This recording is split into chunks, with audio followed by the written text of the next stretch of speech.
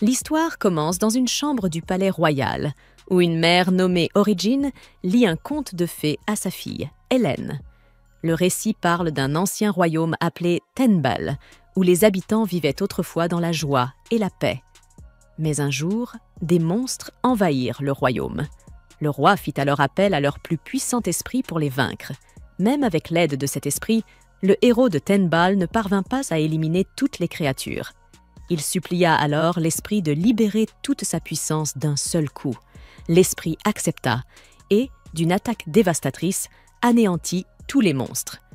Mais cette explosion de pouvoir blessa grièvement le noble héros. Refusant de le laisser mourir, l'esprit le porta jusqu'au royaume spirituel, jurant qu'elle le ramènerait un jour à la vie. Pourtant, malgré sa promesse, le héros ne revint jamais. Le peuple attendit en vain son retour.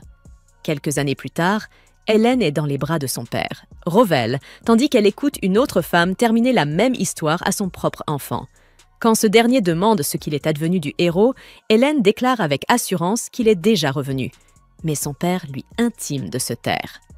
Alors qu'il commande quelques brochettes, Hélène lui demande quand il rentrera enfin à la maison. Rhovell lui répond que ce n'est pas si simple.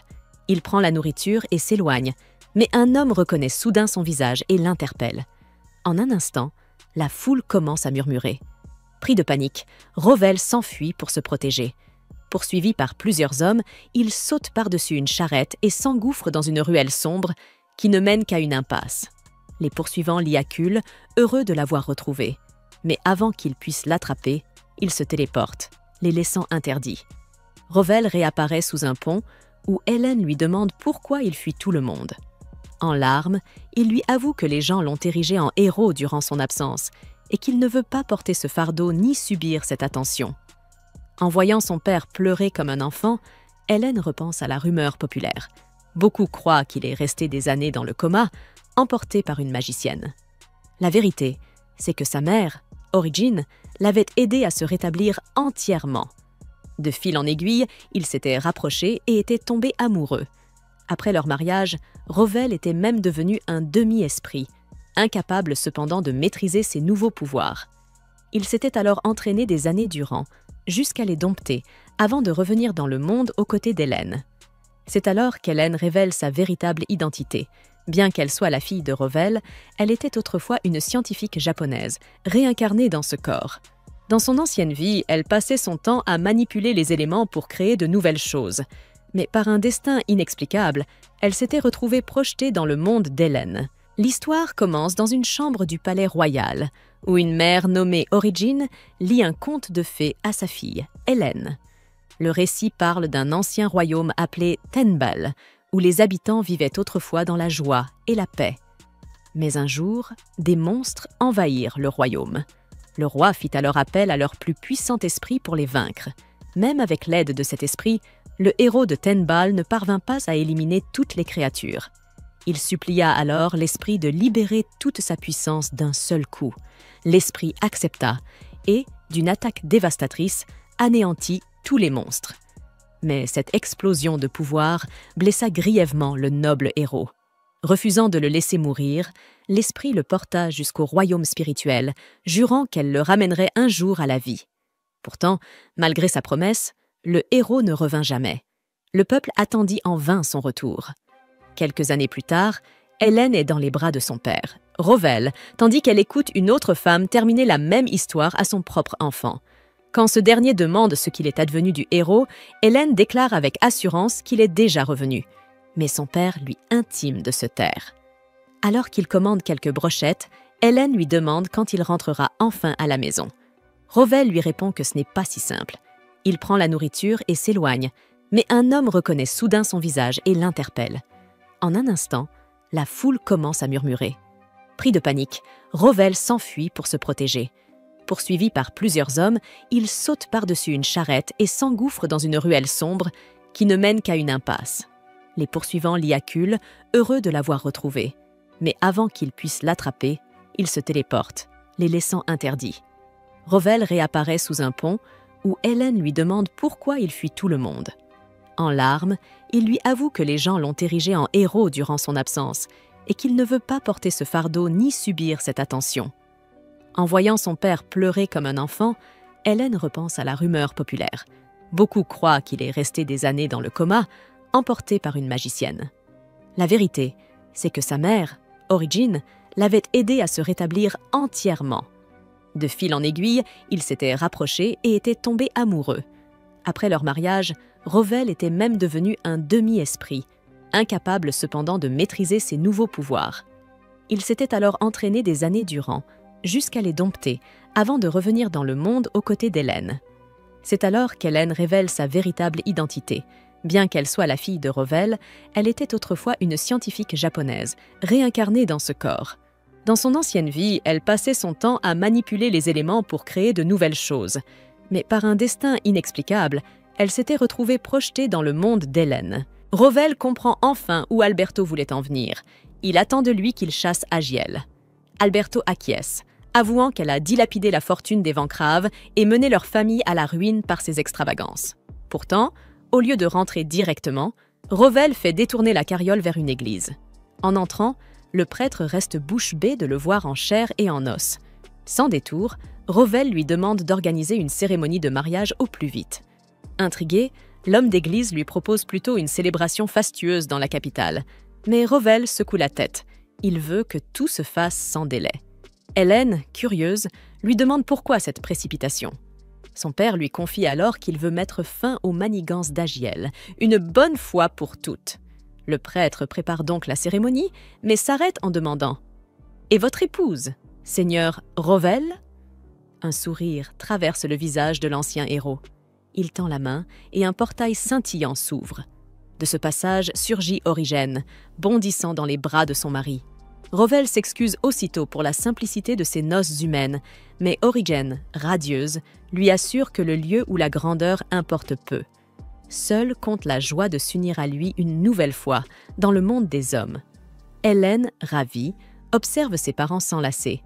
Quant à Alberto et au prêtre, ils restent figés, frappés de stupeur. Rowell leur explique que son épouse est une esprit et que c'est pour l'épouser qu'il est devenu demi-esprit. La cérémonie commence. Le prêtre demande leurs vœux qu'ils prononcent d'une voix claire. Après avoir signé les registres, Origène se penche et scelle leur union par un baiser tendre. Émue, Hélène s'avance. « Tendez vos mains, je veux célébrer votre amour. » Ses parents échangent un regard perplexe, mais obéissent. Alors, Hélène fait apparaître le platine élémentaire. Sous ses gestes délicats, le métal pur se modèle en 2 anneaux qu'elle glisse sur leurs annulaires. Ce doigt, dit-elle, est relié au cœur. Le cercle symbolise un lien éternel entre 2 âmes. Puis, manipulant le carbone, elle façonne 2 diamants étincelants qu'elle sertit sur les alliances. Enfin, elle projette dans l'air une pluie de poussière de diamants, illuminant l'église d'un éclat féerique. Les parents, bouleversés, serrent leur fille contre eux. Et soudain, un rayon de lumière divine traverse les vitraux. 2 silhouettes apparaissent. Les déesses jumelles Val et Vol, souveraines de ce monde, venues bénir cette union hors du commun. Mariage. Avec l'approbation des 2 esprits, le prêtre confirme officiellement leur union, et Hélène est heureuse de pouvoir manipuler tous les éléments grâce à son pouvoir tricheur, la regardant accomplir des miracles. Alberto est encore plus surpris par la mystérieuse fille de Rowell. Avant que tout le monde ne parte, Hélène offre les diamants restants en cadeau au prêtre. Elle court vers ses parents et dit à Rowell qu'il avait l'air cool, ce qui le rend tout fier. Son sourire effrayant gâche l'humeur d'Hélène, qui commence à fixer Alberto, silencieux. Il la félicite rapidement pour son mariage. Rowell accepte ses félicitations avant de dire à Origène d'emmener Hélène dans le royaume des esprits. Voyant la confusion d'Hélène, il lui explique qu'Agiel pourrait se fâcher de sa présence.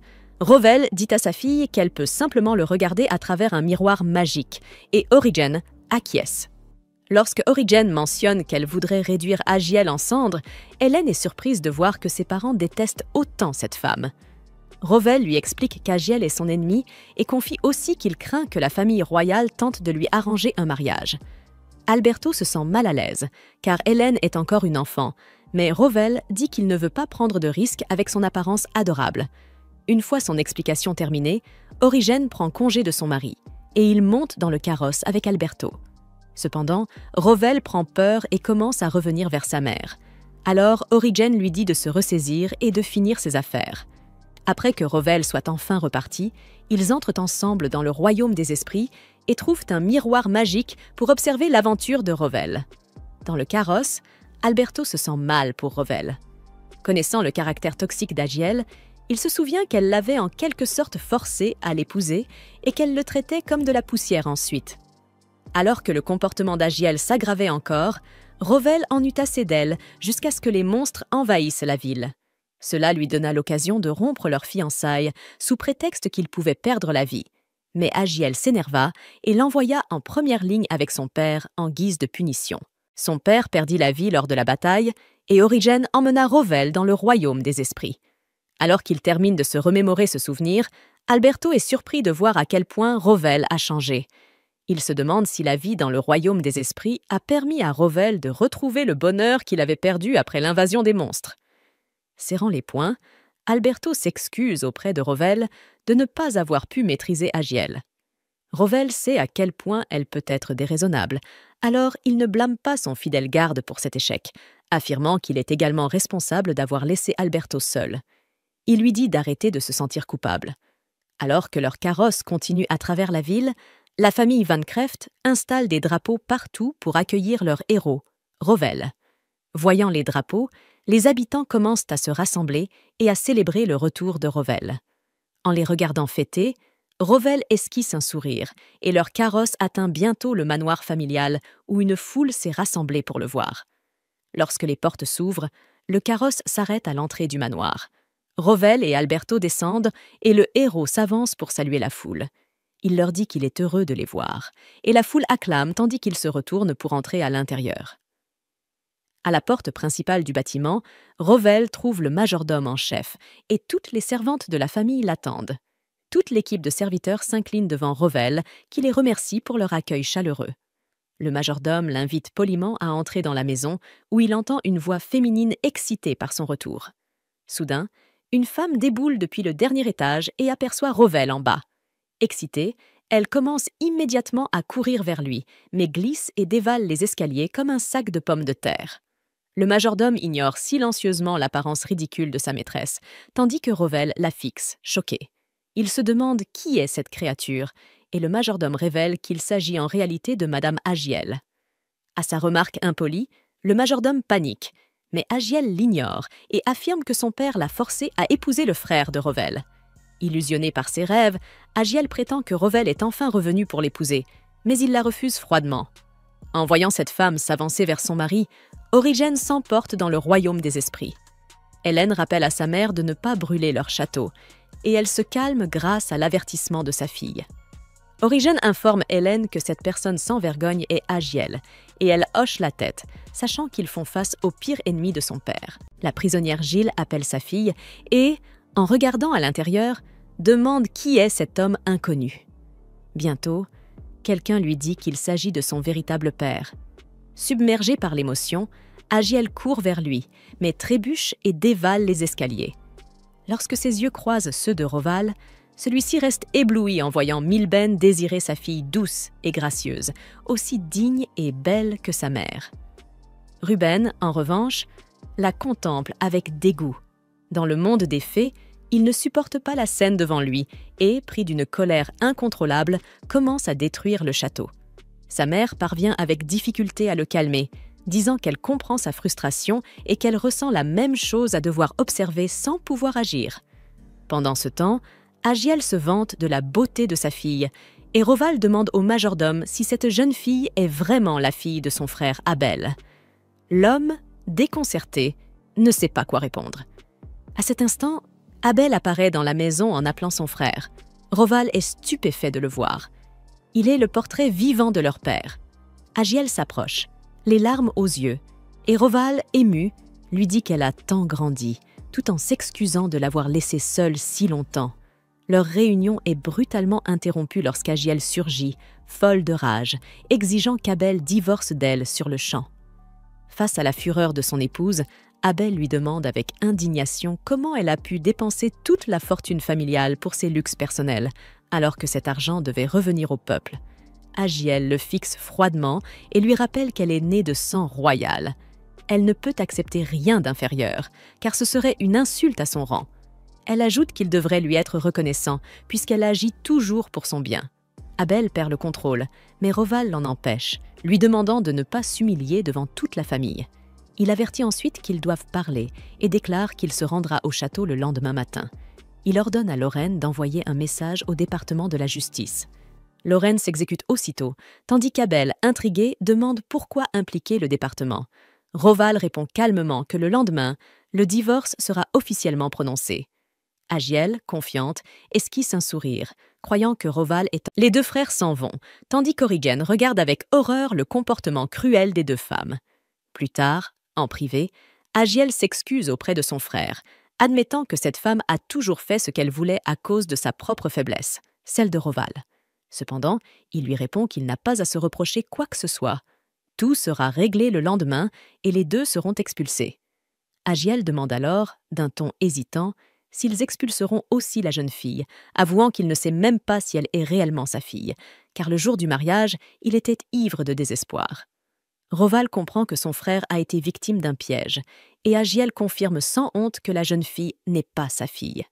Roval songe qu'elle dit peut-être cela seulement pour fuir ses responsabilités, mais que cela pourrait malgré tout leur être utile. Il le prévient toutefois qu'au moment d'enregistrer le divorce, il faudra présenter une raison et lui conseille de garder le silence, car Agiel finira par se condamner elle-même par ses mensonges. Agiel acquiesce et le remercie, tandis que Roval s'excuse à nouveau, se sentant coupable de l'avoir laissé si longtemps seul à défendre l'honneur de la famille, au prix de son propre bonheur. Abel lui demande alors où il était passé pendant tout ce temps. Roval lui raconte qu'il a vécu dans le royaume spirituel, où il a épousé une femme très importante. Origène, la reine des esprits. Il lui révèle également qu'ils ont eu une fille nommée Hélène. Puis, il demande au majordome Lorraine de garder ce secret jusqu'au moment opportun. Ému, Abel confesse qu'il a lui aussi eu une fille avec la femme qu'il aime, mais qu'il doit les cacher. Roval comprend et l'encourage à les ramener chez eux une fois les sorcières parties. Abel hésite. Sa bien-aimée n'appartient pas à la noblesse. Malgré cela, Roval lui assure qu'il fera tout ce qu'il peut pour qu'ils puissent rester ensemble, quel que soit le jugement de la société. Épuisé, Abel demande à son frère de prendre la direction de la maison, avouant qu'en 10 ans, il a prouvé qu'il n'en était pas digne.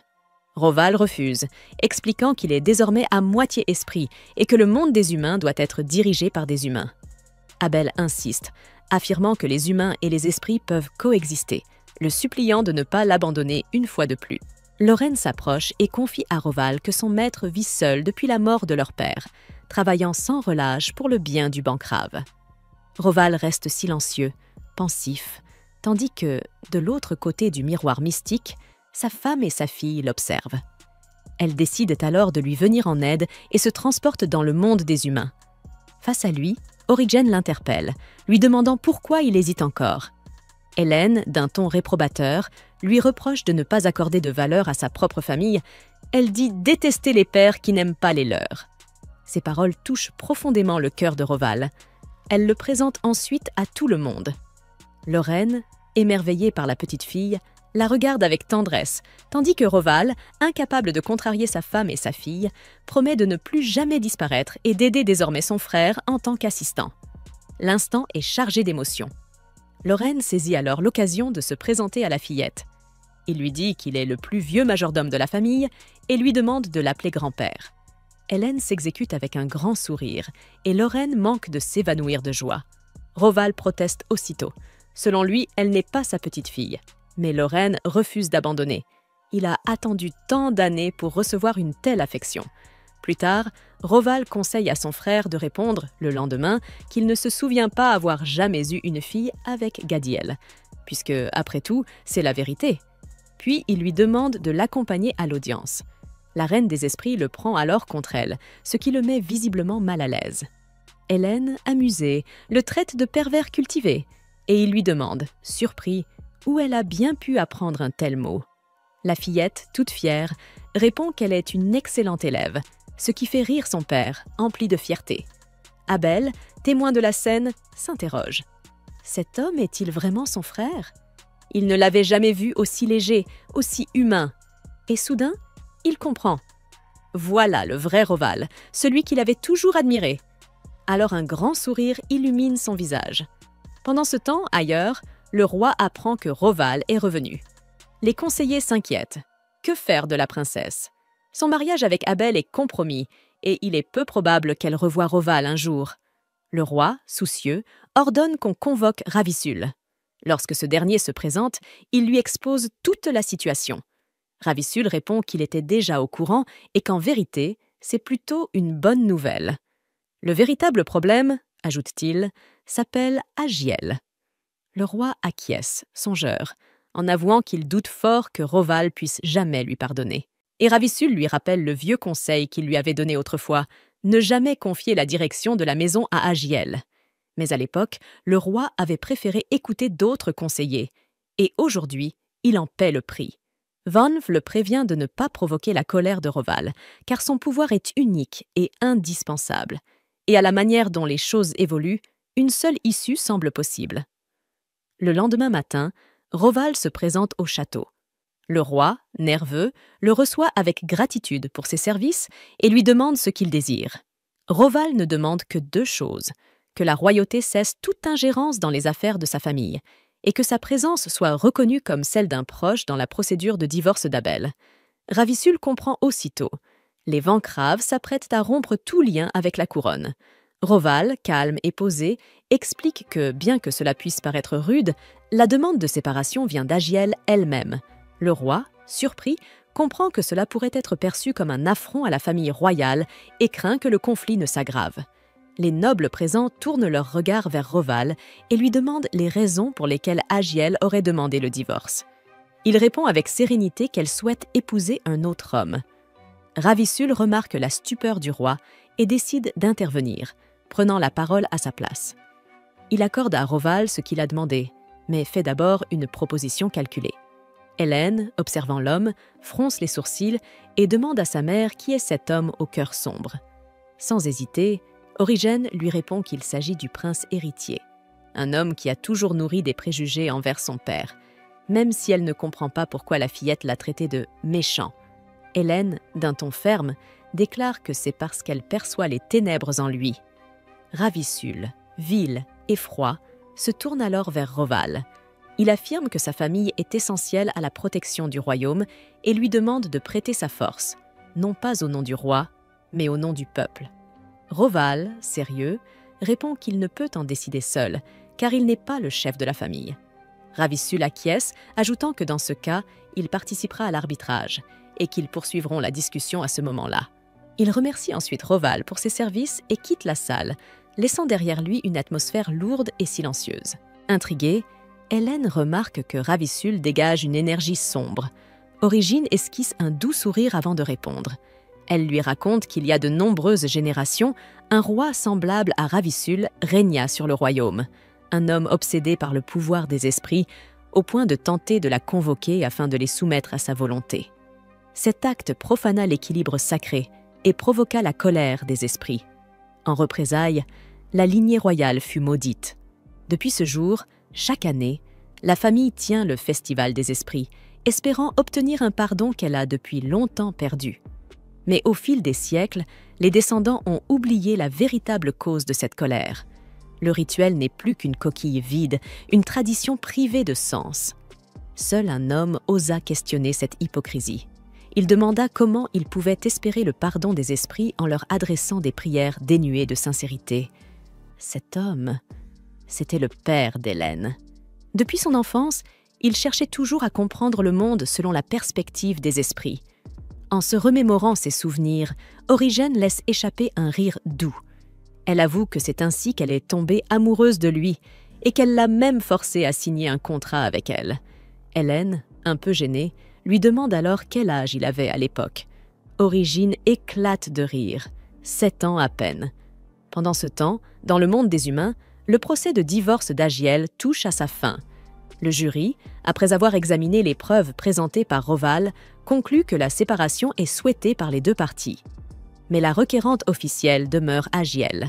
Fière, elle confirme et déclare qu'elle compte se remarier, avec son ancien fiancé revenu pour la réclamer. Le juge l'interrompt et précise que cet engagement a déjà été annulé. Agiel hausse les épaules, indifférente, affirmant que cela n'a aucune importance. Roval est revenu pour elle et pour leur fille. Roval intervient aussitôt, d'une voix glaciale. Il explique que c'est impossible. Il a passé 10 ans dans le royaume spirituel et Émile n'a que 8 ans. Il ajoute que la fillette n'est pas la fille d'Abel, une vérité qu'Agiel elle-même avait reconnue devant la famille. Sur la base de ces faits, le juge prononce le divorce. Il déclare qu'Agiel a violé ses vœux conjugaux par son infidélité et sa mauvaise gestion des finances du foyer, rompant ainsi le serment de soutien mutuel. Mais malgré la sentence, un sourire victorieux flotte encore sur les lèvres d'Agiel. Dans son esprit, elle se croit déjà libre, prête à recommencer une nouvelle vie auprès de Roval. Souhaitez-vous que je traduise la suite, celle où elle découvre la sentence divine de Baal, dans le même style? Pas convaincue qu'elle pourra désormais épouser Roval, Agiel relève la tête avec assurance. Mais le juge poursuit, implacable. Il l'informe qu'elle n'a plus le droit de se remarier. Agiel pâlit, la panique envahissant ses traits. Elle exige de savoir pourquoi, lorsqu'un cercle magique se forme soudain sous ses pieds. Des chaînes lumineuses s'élèvent, l'enserrant tandis que des symboles ardents se gravent sur sa peau. Autour d'elle, les gens tombent à genoux, terrifiés. Ils reconnaissent le jugement divin de Baal. Le décret est sans pitié. Agiel ne pourra plus jamais approcher un autre homme. Désespérée, elle court vers Roval, implorant son aide, mais une barrière magique la repousse brutalement. Le regard glacial, il lui rappelle qu'elle est désormais interdite même de le toucher. Sans issue, Agiel se tourne vers son père, le suppliant à genoux. Mais celui-ci secoue lentement la tête, la honte dans les yeux. « Jamais je n'aurais imaginé que tu nous couvrirais d'un tel déshonneur. » Obstiné, jusqu'au bout. La séance prend fin. Sous le regard de la foule, Agiel s'effondre, tremblante, écrasée par le poids de son propre destin. De loin, Origen observe la scène et s'interroge. Pourquoi le jeune prince est-il resté muet, se contentant de regarder sans intervenir? La scène change alors. Dans les appartements royaux, Roval se tient devant Ravissule. « Tout s'est-il passé comme prévu ?» demande-t-il d'un ton froid. Le prince acquiesce, un sourire satisfait aux lèvres. Il confirme que sa sœur a enfin été neutralisée et que leur père devra assumer la responsabilité de ses actes, ce qui, sans doute, le forcera bientôt à abdiquer. Roval le fixe, son expression impénétrable. « J'ai découvert que j'avais une famille et une fille adorable, » dit-il avec ironie. « Ne voudrais-tu pas, toi aussi, rencontrer ton fils ?» Ravissule le regarde avec mépris. Roval serre les poings, la colère montant. « Assez joué !» gronde-t-il. « Tu as déjà reçu la récompense promise par le roi. Reste loin de la famille Van. » Mais Ravissule se contente de répondre calmement. « Je compte simplement me retirer, pour un temps. » Roval le fixe un instant, puis réplique d'une voix glacée. « Fais donc en sorte que ce soit définitif. » Quelques secondes plus tard, il se téléporte chez lui, encore brûlant de rage, et ordonne à Lorraine de convoquer Alberto sur le champ. Dans le bureau, Alberto se retrouvait face à face avec Roval, qui s'exprimait avec un mélange de fermeté et de bienveillance. Il lui dit que, même s'il croyait qu'Alberto faisait de son mieux pour la famille, il devait le prévenir de ne pas tirer profit des faiblesses des autres. De plus, il l'informa qu'il ne ferait plus partie du service de M. Abel et que, par conséquent, son travail était suspendu. Alberto comprit la situation, hocha la tête en signe d'acceptation, puis prit congé de Roval, qui ne cacha pas son irritation face à l'attitude de l'homme. Plus tard, Roval retrouva sa famille.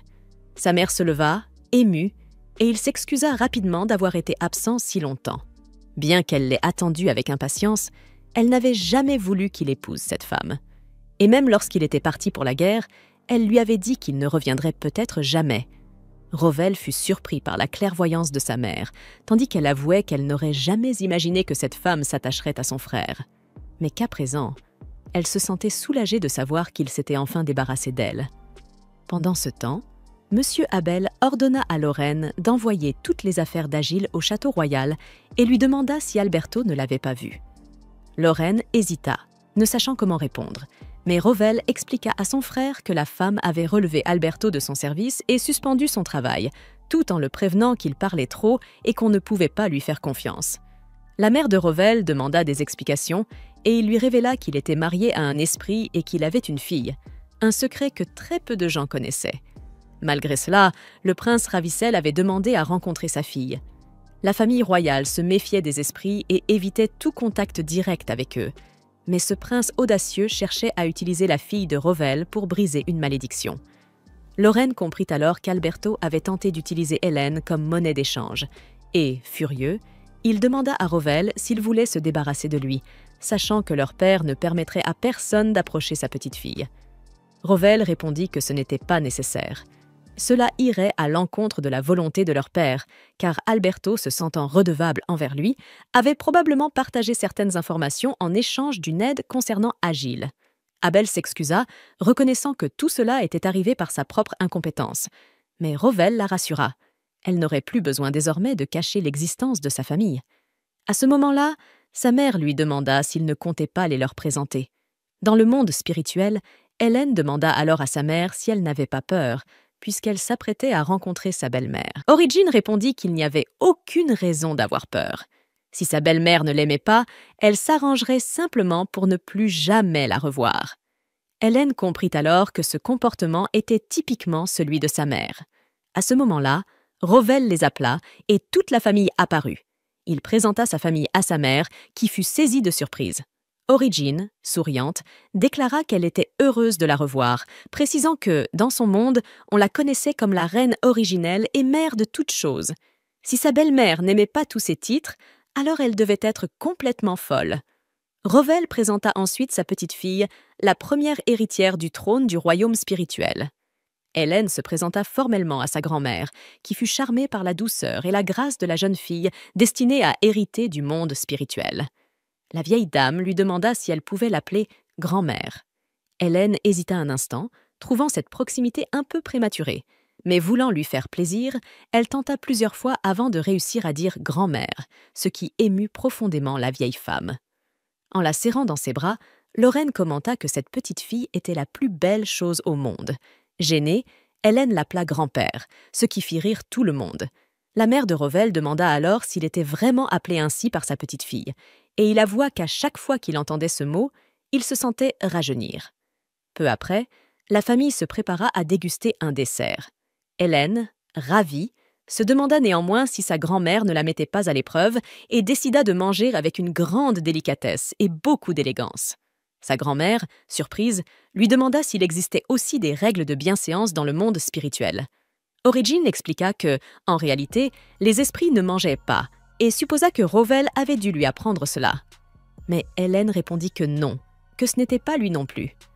Amusée, la grand-mère lui proposa une autre friandise, mais Rowell intervint, avertissant qu'à ce rythme, Hélène risquait de ne plus vouloir rien avaler, ce qui la rendrait triste. Changeant de sujet, Sewell demanda alors à son frère s'il accepterait de l'aider à l'avenir dans l'administration du royaume. Rowell répondit que oui, mais précisa qu'il ne s'occuperait pas des chevaliers. Il ajouta également que Sewell ne pourrait pas rester dans le monde des humains et ne pourrait leur rendre visite qu'occasionnellement. Sa mère demanda pourquoi, et Origin expliqua que ses pouvoirs devenaient bien plus puissants lorsqu'elle se trouvait dans ce monde. Rester trop longtemps risquerait de transformer tout le royaume en forêt éternelle. Surprise, la belle-mère demanda alors si Hélène était, elle aussi, un esprit des... Mais Origin précisa qu'Hélène n'était pas un esprit des fleurs, mais bien un esprit élémentaire. Tout le monde resta confus, alors Hélène expliqua que presque tout dans le monde était constitué d'éléments, et qu'il existait d'innombrables façons de les combiner. Pour le prouver, elle transforma un morceau de charbon en diamant, laissant l'assistance bouche bée. Rowell avoua que lui-même ne comprenait pas totalement les pouvoirs de sa fille. Noël demanda si elle pouvait créer des minéraux à volonté, et Hélène fit apparaître devant eux une pile de lingots d'or. La famille fut stupéfaite, imaginant toutes les possibilités qu'une telle capacité pouvait offrir. La grand-mère, un peu inquiète, fit remarquer qu'il était imprudent d'exposer autant de pouvoir. Rowell proposa alors d'offrir le diamant et l'or à la grand-mère, ajoutant que le reste pourrait servir à aider la ville. Avec prudence, Sweeble commenta que les pouvoirs d'Ale, Hélène, étaient tout simplement incroyables. Rowell confirma que c'était justement pour cette raison qu'il ne voulait surtout pas que la famille royale les découvre. Sa mère approuva, assurant que tout cela resterait un secret bien gardé. Restait à justifier l'origine de tout cet or. Hélène demanda s'il possédait une mine, affirmant que tout pourrait être expliqué comme provenant de là. La grand-mère s'exclama que la petite était vraiment intelligente et révéla qu'il possédait effectivement une petite mine. Ravie, Hélène promit qu'elle veillerait à ce que cette mine produise davantage, permettant ainsi de justifier tout l'or créé. La famille, impressionnée, nota qu'elle avait des réflexions d'adulte, ce que Rowell expliqua par le fait que sa nourrice était une réincarnée. Hélène proposa d'aider à l'administration du domaine, mais Rowell intervint aussitôt, lui disant qu'elle exagérait. Peu après, Sweeble informa les domestiques qu'Agil avait enfin quitté la maison. Il proposa donc de célébrer à la fois son départ et le retour du frère. Sans perdre de temps, ils organisèrent un grand banquet et tout le monde passa un moment joyeux et animé. Pendant ce temps, Alberto rencontra Ravissol pour lui annoncer qu'il ne pourrait malheureusement plus lui faire ses rapports, puisque Rowell l'avait relevé de ses fonctions auprès de Maître Sweeble. Ravissol ne fut pas surpris. Il s'attendait à cette nouvelle, connaissant bien Rowell. Cependant, il lui demanda s'il avait déjà parlé avec sa fille, car, si c'était le cas, il aurait une dernière faveur à lui demander. De retour au banquet, Rowell et Origin prirent congé, expliquant qu'ils devaient retourner dans le monde spirituel. La grand-mère et Lorraine regrettèrent profondément qu'ils partent si vite, mais sans perdre de temps, ils demandèrent si Alan pouvait rester. Rowell répondit que oui, expliquant qu'elle ne possédait aucun pouvoir capable de faire pousser une forêt entière.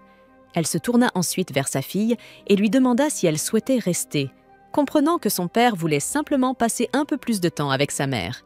Perrac, le fruit fantastique, décida de demeurer également, et ils partirent aussitôt, sans le moindre délai. Pendant ce temps, la grand-mère, voyant que Queen était très fatiguée, lui conseilla d'aller se coucher, lui promettant qu'elle viendrait la rejoindre après le bain. Un peu plus tard, dans la chambre, Alberto s'approcha discrètement d'elle et la réveilla pour lui remettre une lettre. En apercevant le sceau, elle comprit immédiatement qu'elle provenait du prince. Une invitation personnelle. Alan demanda à Alberto s'il détestait cette maison, et celui-ci, frustré, répondit que c'était impossible. Elle l'avertit alors que son père était très en colère, et que même s'il essayait peut-être d'aider la famille, la vérité était que son père et les autres voyaient cela comme une ingérence. Alan expliqua qu'elle et son père étaient des demi-esprits, ce qui les rendait inestimables aux yeux de la famille royale. Mais, selon elle, c'était une situation profondément troublante. Elle affirma clairement que si la famille royale refusait de reconnaître ses propres erreurs, le cycle des malédictions ne prendrait jamais fin. Ils avaient oublié que ce sont eux qui avaient provoqué la colère des esprits et que ce comportement portait un nom, l'arrogance. Elle conseilla donc à Alberto de rompre tout lien avec le prince, car si son père découvrait ce qui se passait, les conséquences seraient graves. Et même s'il venait à être excommunié, le prince, lui, ne ferait rien pour le protéger.